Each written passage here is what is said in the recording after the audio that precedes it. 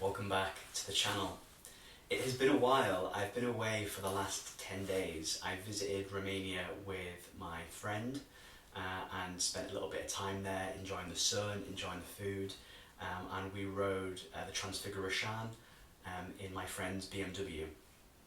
It is a rider's and driver's dream. If you've never done the Transfiguration, I would recommend it if you love to drive, you love to ride, you want to go on some of the twistiest roads, then I would recommend a trip to Romania. I'll put up some photographs so you can see what it looks like, but it was featured in a Top Gear episode 13-14 years ago now. Jeremy Clarkson said it was the best road that he'd ever drove on. So there's that endorsement. So this video is kind of hot off the press. I landed on Friday, and last night we went to Nottingham Motorpoint Arena, where they hosted the Long Way Chat with Ewan McGregor and Charlie Boorman. And if you're not familiar with the Long Way series, it's 4 series, been going for just over 20 years now. I think the first season was 2004. Long Way Round, Long Way Down, Long Way Up, and Long Way Home, which is the most recent series, which is on Apple. And if you are a motorbike enthusiast, you're probably very familiar with the Long Way series and what that entails. But Ewan McGregor and Charlie Boorman ride together across various different countries and cities, and what they get up to. Like many others, it influenced me in wanting to ride and take trips, and a big fan of Ewan McGregor. So we were really excited to bag some tickets to the Long Way Chat, and they were doing it for one night only, one night in Nottingham. I don't know what it is about Nottingham, but it seems to be getting a lot of high profile events recently, which is great to see. Typically we've had to travel to Manchester and other areas to see events like this. So it was great.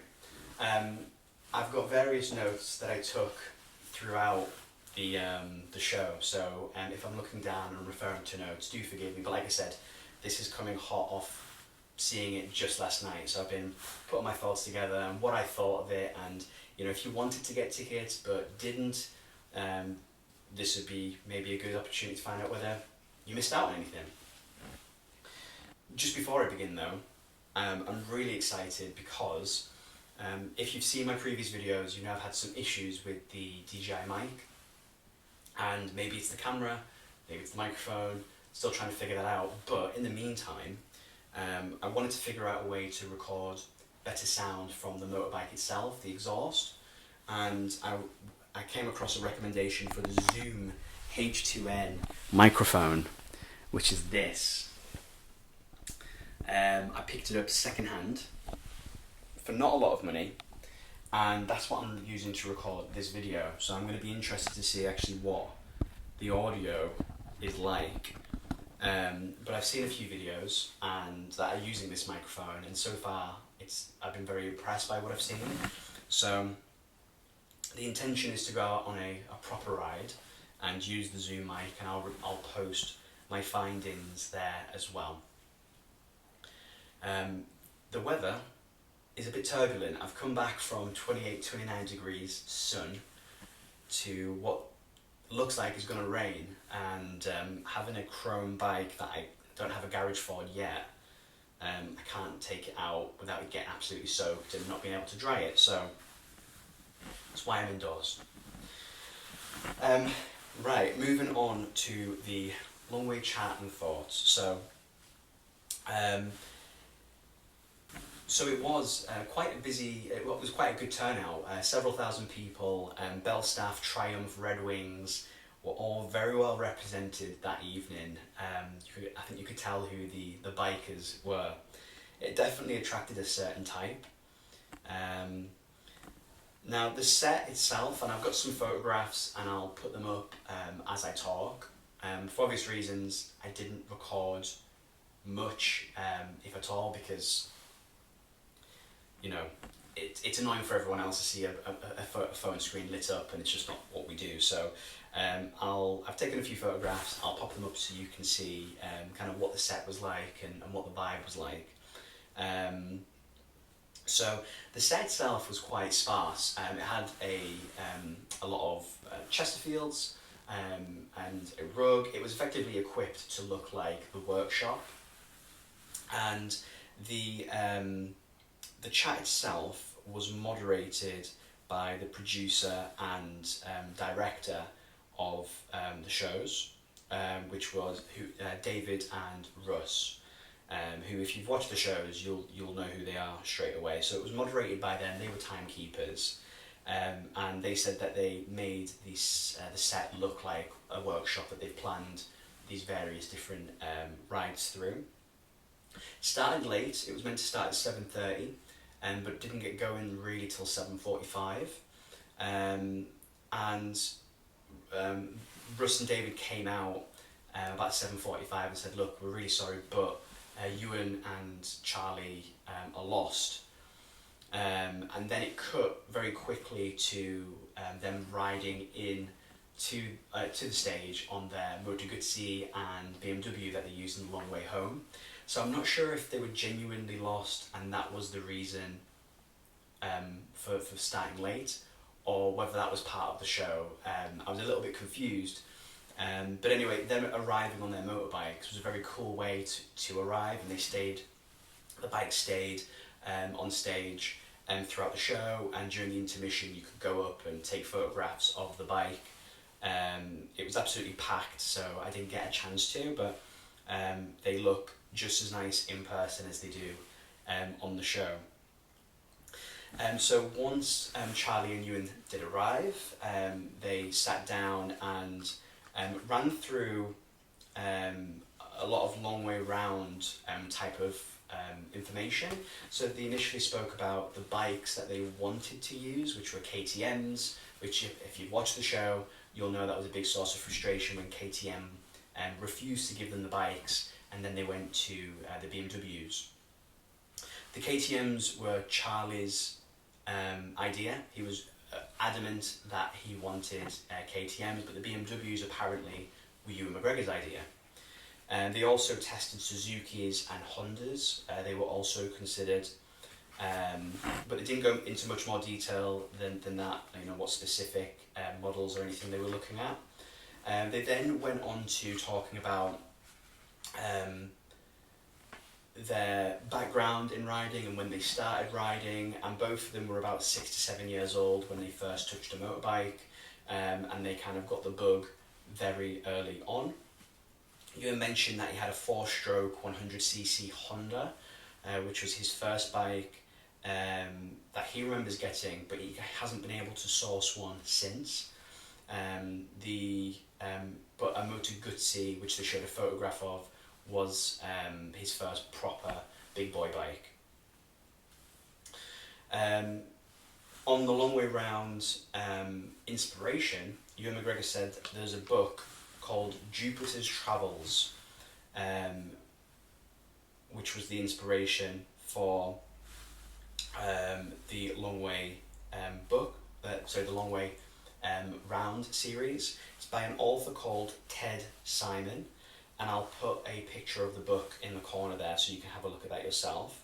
But it was a 4-year journey, 45 countries on a Triumph Tiger 500cc, published in 1979.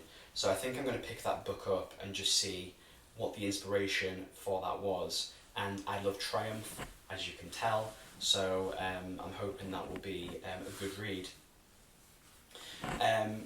Moving on to a little bit more of kind of the background, Charlie spoke about how he met Russ, and Charlie's career wasn't blooming as much as Ewan McGregor's was at the time, and so he was decorating houses, and that's how he met Russ at a party. Charlie recanted the story that Ewan and Charlie had this idea to do the long way round, but they didn't want to deal with all of the paperwork of getting the different visas into the different countries. But they thought if we turn it into a TV show, then they can have a team that does all that for them. And Ewan went off to film a film somewhere, and Charlie was left to figure out getting a producer and gauging interest, which he didn't do until the last minute, but remembered that he had met Russ, spoke to him, and that's how they got Russ on board. They then started pitching it to various different production companies, but apparently the production companies wanted to turn it into something else. They didn't want a straight, travel documentary series. Some wanted to turn it into like a points-based thing, so they would do various challenges, and the loser, when they got to New York, which was their destination in Long Way Round, when they got to New York, the loser would have their bike crushed in front of the other.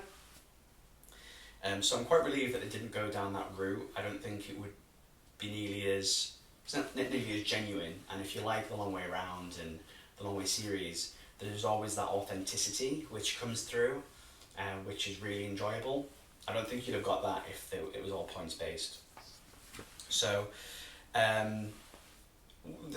one of the things that they advertised in the lead up to buying the tickets, and one of the reasons that we wanted to see it, was the promise of never before seen footage and kind of a glimpse behind the curtain. And we got that in a little bit with they showed a mock-up of The Long Way Round. So when they were pitching it to production companies, at the time Ewan McGregor was filming Star Wars, so they met him in Australia, and they had 2 Yamahas at the time, which they recorded this test footage on. So that was quite fun to see.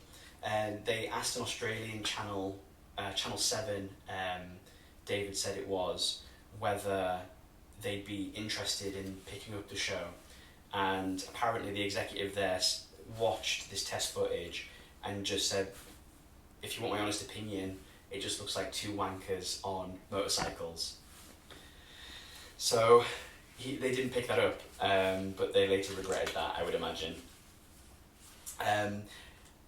They said that one of the things that they learned on their travels was not to take too much stuff. In the Long Way Round, they took kind of 2 of everything, even though they were together all the time. So they took too much stuff, which they then rectified a bit further down the line. They then moved on to Charlie's accidents, which were discussed for 2016 and 2018. I won't go into too much detail because if you've watched any interviews with Charlie Boorman, he talks about this quite openly and in quite graphic detail, and so there wasn't anything new that we learned there.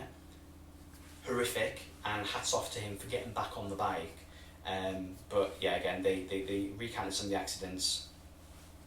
They then went back into kind of Long Way Round stories, talking about staying in Ukraine, and they spoke about survival training and safety training that they do in the lead up to the shows, which they didn't really follow. They were doing exactly what they were told not to do. They were following complete strangers who were telling them to meet at various different times of the day, and they would then follow them down these narrow lanes to places that they weren't familiar with. And then they spoke about Igor, who appears in Long Way Round. He has in one scene a guitar and like a Kalashnikov, which he brings down. So they're talking about how kind of intimidating that was, and how scary it was at times, because you had these big, burly men who looked like gangsters. So they weren't really sure where that was going to go. They then ended the first act with the Mongolia trip, talking about the food, which, if you're familiar with, was a bowl of testicles. Like 200 testicles from various different animals, and they played that clip of them having to eat them. Charlie and Russ not doing a great job of that. And so that's where the first act ended. The first act took a little bit of time kind of warming up. It started off a little bit aimless. It took a while to kind of get started, but by the end of the first act, they kind of settled into it, and it was quite enjoyable to watch. The second act started maybe kind of 20 minutes later, and they spoke about the Road of Bones, Ewan McGregor running from an elephant. What I found most interesting about the second act was them discussing Long Way Up, which was their EV series. They took 2 electrical EV Harley Davidsons, and this is a series that I always had a problem with, and people I spoke to who watched it had a problem with it, because it didn't feel long way-ish. The EV chargers, the EV range was about 70 miles on the bikes, and they were constantly being supported by generators and support vehicles, so it didn't really demonstrate what an EV motorbike could do. And they addressed that, and they agreed that actually it wasn't as popular and it wasn't as good as, it wasn't the best work that they could do. In particular, Ewan McGregor said, look, the timeline was to get home for Christmas, that was the thing, and they shortchanged Mexico, because in the edit, it made Mexico look very unsafe, when actually, if you've watched The Long Way Up, they go to Mexico and they build a van, or they refurbish a van to accommodate the 2 motorbikes that they can charge and drive through Mexico. And Ewan McGregor was saying that in the edit they felt pressured to tell a different story. So the reason that they did the van and plugged it into the motorbikes was so they could get home for Christmas and speed up their travel time, rather than Mexico being unsafe. They also, Ewan didn't know it was going to be EV bikes, so they pitched it to Apple executives, and they were asked what's so different about this one, and they thought on their feet EV bikes could be a way to go forward. They then got the letter to say they were being picked up as a launch TV show for Apple TV Plus, their subscription service. And when they met Tim Cook said, I hear you're doing it on EV bikes, sounds really exciting. Apparently Ewan McGregor looked to Russ and said, we're doing it on electrical bikes. He had no idea. And so it felt very much, reading between the lines, that it was pitched as a show to be picked up, without a lot of thought or consideration given to the practicalities of taking an EV bike. So it was nice to actually hear it addressed. And fair play to them, it got picked up, and then they got Long Way Home as a series, which was infinitely better and much more enjoyable to watch. We've got some unseen footage on there as well. So there was a sidecar idea that they had. They wanted the cameraman to be in a sidecar, and they were using Royal Enfields for that, which I thought was quite interesting. It was a clip of Charlie and Ewan in the sidecar and riding it a little bit. Ultimately, they didn't go with the sidecar because they thought if they had to filter through traffic, then the sidecar couldn't keep up with them. And then that took us to a Q&A. And I was looking forward to the Q&A, but I was actually really disappointed. They asked 5 questions, and the questions weren't great. You could submit them before the show, but I didn't think the questions that were asked were particularly... Well, I'll tell you what the questions were, and you can tell me how you feel about them. So the first question was, how did you do washing? How did you wash your clothes whilst on the trip? The second question was, how much equipment for production versus how many spares that you keep for the bikes? The third question was, how have you overcome fear of incidents and just keep going? I think that was more aimed at Charlie. Fourth question was, how do you maintain a balance of capturing the show and being in the moment? And the last question was, you've done 4 adventures, do you have any plans for the next one? Those were the 5 questions. Now, I was expecting having to scribble down what the answers were, but as you can tell by the questions, they weren't particularly deep. If you've done any form of travelling, how did you do your washing? Well, you either go to a hotel, a laundrette, or you wash them in any kind of nearby water source. The third one around kind of how do you overcome the fear of incidents? Again, I think Charlie spoke about this at length, about how he kind of got on the bike. I'm sure he mentions it in his books as well. The fifth one, which any fan of the show wants to know about, 4 adventures done, what's the next one? Again, they didn't answer that one. They said there's something, they are planning something, but they're not in a position to tell us what that was, which was a bit of a shame. And that's it. That was the entire show. So, my overall thoughts were quite disappointed. I thought there was going to be a lot more behind the scenes stuff and a peek behind the curtain, and I really didn't get that. We got maybe 2 or 3 clips that were genuinely never before seen, but they lasted maybe 30 seconds. It didn't really give us any more insight into what that journey was like. Maybe I expected too much, but it was a nice, pleasant evening. It was funny in places. It was like sitting down with people that that you knew and you were friendly with, but it didn't particularly shed any light on what we didn't already know. So if you've watched the TV shows and you are a fan, if you've read the books, if you've watched the various interviews that they've given over the last 20 plus years on these shows, there isn't anything there that you'll come away going, I didn't know that. Wow. Or not enough, certainly, to justify the cost of the tickets. I think if you weren't familiar with the show or the background, or you if you just watch the shows and you don't look at anything else outside of that, then maybe there's something in there that you would appreciate. Or if you're not a fan, if you don't have any kind of background on the show, you'd get a lot out of it. But if you don't have any background on the show, then you wouldn't go to this show anyway. So